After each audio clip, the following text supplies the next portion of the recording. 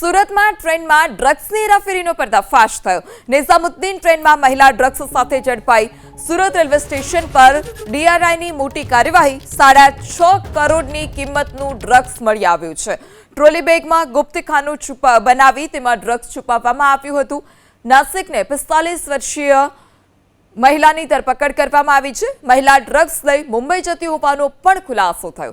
Drugs ક્યાંથી લાવી અને મુંબઈ કોને સપ્લાય કરવાની હતી તે દિશામાં પણ તપાસ શરૂ કરાઈ છે। સુરત રેલવે સ્ટેશન પર ડીઆરઆઈની મોટી કાર્યવાહી। 6.5 કરોડની કિંમતનું ડ્રગ્સ મળી આવ્યું છે।